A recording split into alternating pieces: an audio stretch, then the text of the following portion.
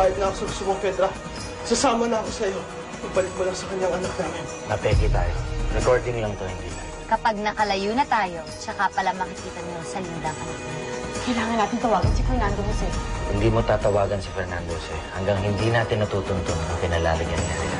Wala nga tayong ideya kung saan siya tinago ni Fedra. Vanguard Video and Equipment Center, si Alex Soto. Ikaw itong nasa ID, di ba? Erika, hawak ko ng anak natin. Sama nila na tayo sa kamatayan, Fernando Jose.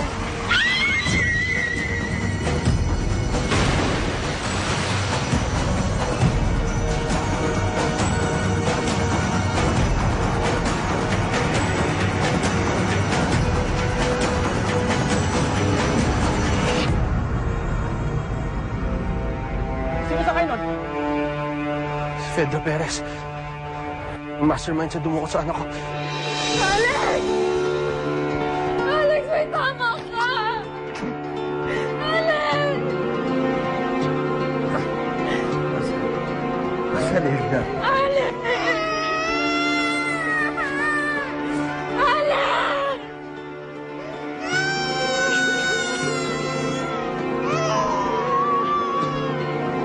Sa tingin niyo, buhay pa yun?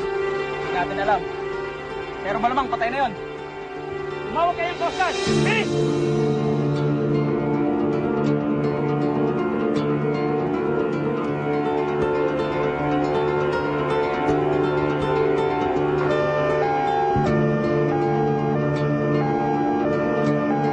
Anong nangyari pa sugatan ng yung manager na si Alex Alcorantes? Sino pumalala sa kanya? Anong ginagawa niyo sa building na yun? Pasensya na kayo, pero ayoko muna sagutin ang mga tanong nyo. Hindi ko alam kung makakaligtas si Alex, kaya please, huwag niyo muna akong kuluhin. Ligtas na si Erika. Na kay Ate Rosalinda na siya. Salamat sa Diyos at hindi niya pinabayaan ang anak ko at ang apo ko. Diyos ko, salamat sa Panginoon at buhay si Erika at si Rosalinda. Mga kaibigan, yan po ang naging pahayag sa Rosalinda sa Tirano. May bisita pala tayo. Paloma. Gandang hapon po. Kayo po ba ang pamilya ng Fedra Perez? Kami nga ho. Ano ho yun? Sa loob ng Cedra Building sa Pasig.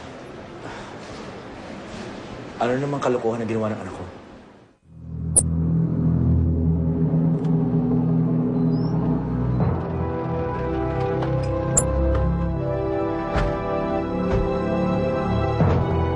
Nasaan na si Pedro? Nasaan ang anak ko? Nakita niyo ba? Ito pala muna nakikita namin. Ito. Itay. Kay Ate Fedra to ah. Ba't yung sapatos lang kung nakikita niyo pa lang? Eh kung patay na si Pedra, nasaan ang katawan niya? Hindi ko alam. Baka nanganganak mo. Pero huwag po kayong mag-alala. Mahanap po namin ang bangkay niya.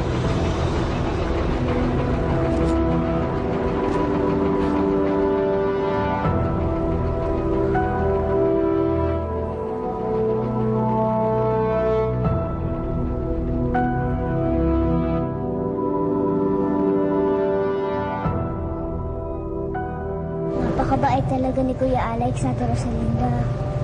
Kaya iniligtas niya kayo ni Erika. Totoo yan, Tabebe. Napakabuti ng kaibigan ni Alex para isuong ang buhay niya para sa amin ng anak ko. Sana lang makaligtas si Alex. Makakaligtas si Alex, Natalia. Maniwala ka. Rosalinda. Rosalinda. Fernando Jose. Akala ko hindi ko na ulit kayo makikita ng anak natin. Erika. Erika. Ikaw pinapangako ko sa'yo. Simula ngayon, hindi ka na mawawala sa amin ng ina mo. Pangako ko yan. Paano ka nakatakas kay Fedra? Nasaan siya? Sinubukan niyang banggain yung sasakyan ko. Buti na lang nakailag ako. Pero nahulog siya sa dagat. Ha? Nung umalis ako doon kanina, nahanap pa nila yung katawan niya. Sama naman ang nangyari kay Fedra. Sana nga patay na siya, no? Parang hindi na siya makapanggulo pa. Masama mang isipin pero Yun din ang gusto ko mangyari. Sana nga patay na si Fedra. Para hindi niya na masaktan si Rosalinda pati si Erica.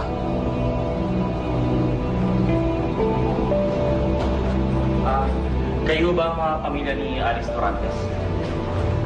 Kamusta na ho si Alex? Ligtas na ho ba siya, Dok? Bakit, Dok?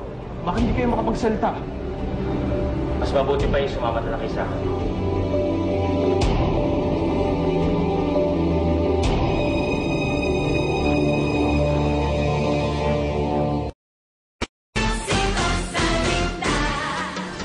Masasabing ligtas na si Alex, lalo't malala ang tinamong pinsala ng kanyang spine, which is damages his lumbar nerves.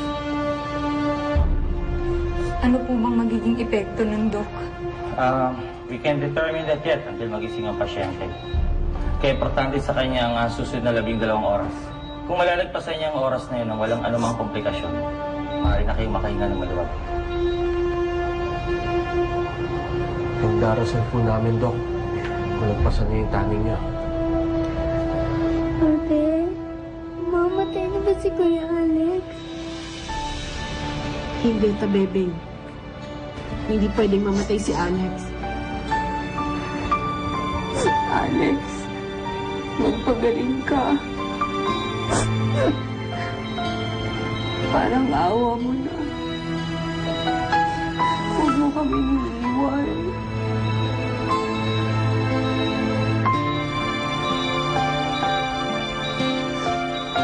Ay nako, I wish nalunod talaga si Fedra. Sana nga namatay na siya.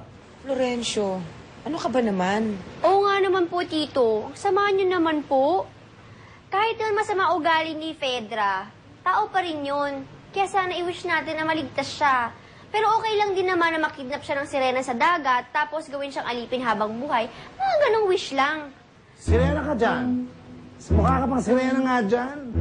Kung talaga, ayan ang napapala mo. Kadidikit mo kay Rico, lumiliit na utak mo. Sus, panay ang lait niyo sa akin. Palibasa, hindi niyo nasungkit ang matamis kong po. Hoy, ang binubulong-bulong mo dyan. Nung araw kita type, no? Pero ngayon, yak na yak. Ew. Ew. Soledad, ano talaga yung gusto mo? Buhay o patay si Fedra? Pamangkin ko pa rin siya, Florencio. Ayoko magsalita ng masama tungkol kay Fedra. Lalo't ligtas na naman ang aking anak at ang aking apo.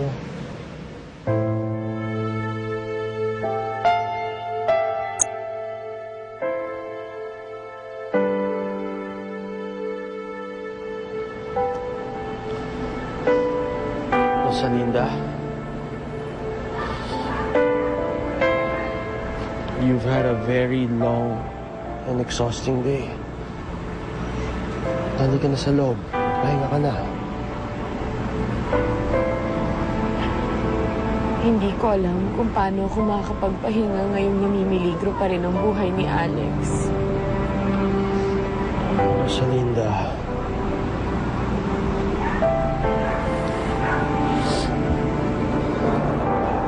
Nagbuhusin ang konsensya ako. Hindi mangyayari ito kay Alex kung hindi dahil sa amin ni Erica. Niligtas na kami ni Erica sa mga tauhan ni Fedra. Kung hindi dahil kay Alex, baka hindi na natin nakita pa ang anak natin.